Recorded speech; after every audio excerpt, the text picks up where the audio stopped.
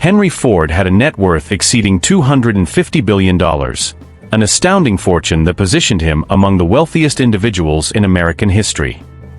In today's video, we'll delve into Mr. Henry Ford's opulent lifestyle and immense wealth. Let's dive in. Henry Ford, an American business mogul, industrialist, and the founder of the Ford Motor Company, left a lasting legacy through his incredible wealth and influence. He resided in a 55-room mansion and owned numerous other properties. In the early 1900s, Henry and his wife, Clara, chose 1,400 acres of farmland in Dearborn, Michigan, as the location for their new home, which they named the Fairlane estate. By 1917, the couple moved into their newly constructed mansion, a serene haven surrounded by meadows, woods, gardens, and the natural beauty Clara adored. Reports suggest that the estate cost more than $3 million to build at the time, and today, its value exceeds $10 million. Despite its secluded setting, another estate built for Henry Ford has recently been listed on the market for a staggering $175 million. Yes, you heard that right. This oceanfront property is the most expensive listing in New York. Located on Jewel Pond in Southampton, this luxurious estate is currently occupied by Ford's grandson, a well-known automaker. Henry Ford was a visionary. Nearly a century ago, he transported dozens of historic structures to his 90-acre site in Greenfield Village. He foresaw the dramatic transformation of rural America and the rise of urban life. Amid these changes, Ford envisioned a unique place where visitors could step back in time to gain fresh perspectives. This vision led to the creation of the nation's first outdoor museum. Today, these impressive structures and landmarks are key attractions in modern Greenfield Village, drawing countless tourists each year. Ford's legacy continues to inspire, offering a glimpse into a bygone era, while showcasing the innovation and foresight that defined his life and work.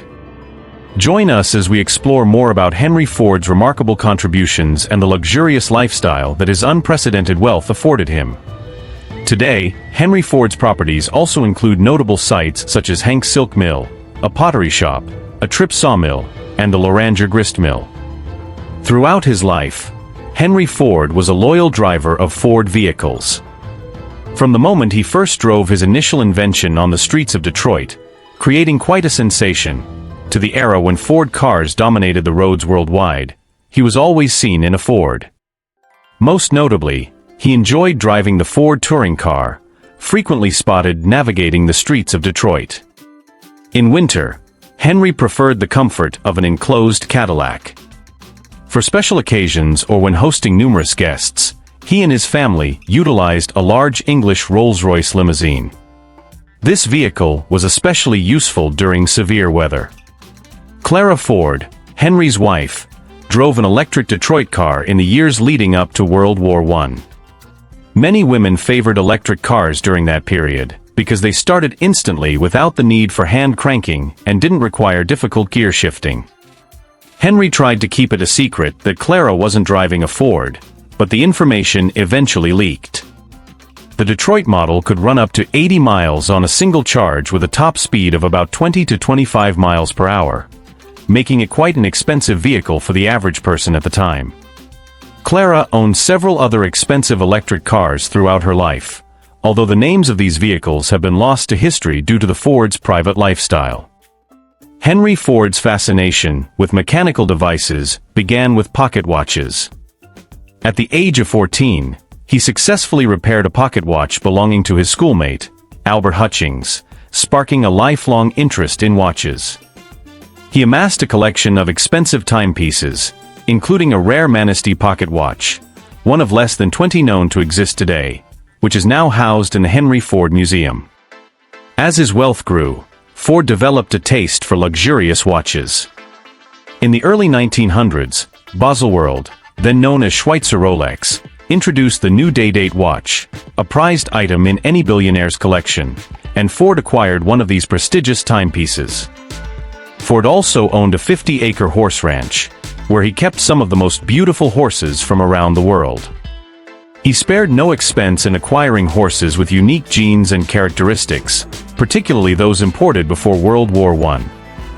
Additionally, Henry Ford had a penchant for boating and owned several boats, constructed between 1920 and 1924. Join us as we explore more about Henry Ford's incredible contributions and the lavish lifestyle his immense wealth afforded him, uncovering the stories behind his possessions and the legacy he left behind. This particular boat, the last of 8 ever built, is the only one still in existence today. It's unique in that it was personally ordered by Henry Ford himself. The boat's engine was an impressive feat of engineering. A Marine-converted World War I Liberty aircraft engine, a colossal 27-liter V12 producing 450 horsepower and 1,250 pound-feet of torque. Power was certainly not a concern for this vessel. Here's where the story gets even more interesting. Mecum Auctions is offering Henry Ford's former boat at its upcoming daytime auction, with an estimated price tag between $1.25 and $1.75 million. This begs the question, would you prefer to buy this historical boat or a Bugatti Veyron?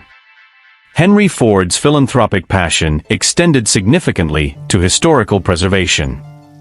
Many biographers have noted the irony of an industrialist, who was so instrumental in shaping the future, having a profound interest in preserving the past.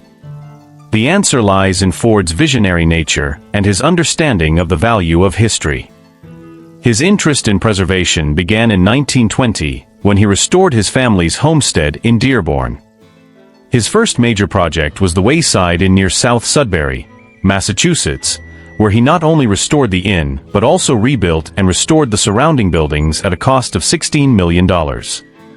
This dedication to preservation highlights his appreciation for history and its lessons. Raised with modest means, Ford's charitable nature was evident throughout his life. On average, he donated about 1/3 of his income to those in need. In 1912, he and his wife Clara established Valley Farm, a 90-acre home for orphan boys. During World War I, he provided housing for European war refugees at Owrington Hall and funded a peace ship in 1916 that carried 130 American representatives to Europe in an attempt to persuade the European powers to end the war. Ford also built a trade school in Detroit and a school for African Americans in Georgia. During the Great Depression, he financed 2 work camps for boys. 2 of Henry Ford's most significant philanthropic endeavors were particularly notable for their scale and strategy. The first was the Henry Ford Hospital in Detroit, established in 1912. This institution provided critical healthcare services to the community and demonstrated Ford's commitment to improving the well-being of others. His efforts in these areas showcased a blend of his innovative spirit and deep-seated humanitarianism, further solidifying his legacy as a benefactor of both technological advancement and societal welfare. Join us as we continue to explore Henry Ford's extraordinary contributions, the luxurious lifestyle his immense wealth afforded him, and the lasting impact of his philanthropic efforts. The residents of Detroit initiated an awareness campaign to construct a modern medical facility. Their voices were heard, and construction began, but financial difficulties halted progress, leaving the facility only half completed and drowning in debt. Henry Ford stepped in and took over the project, using his own funds to complete it. He served as its first president and, over his lifetime, contributed approximately $15 million to the hospital in charitable donations. Today, it remains one of Detroit's largest hospitals. Henry Ford envisioned the Henry Ford Hospital as a reflection of his principles of self-reliance and the value of work. He implemented a unique approach to payment at the hospital, where those who could afford to pay would do so. Ford explained his philosophy by stating, "There are plenty of hospitals for the wealthy, and plenty for the poor, but there are none for those who can afford to pay a moderate amount and wish to do so without feeling like charity recipients." This ethos aimed to provide healthcare access for those who fell between the extremes of wealth and poverty.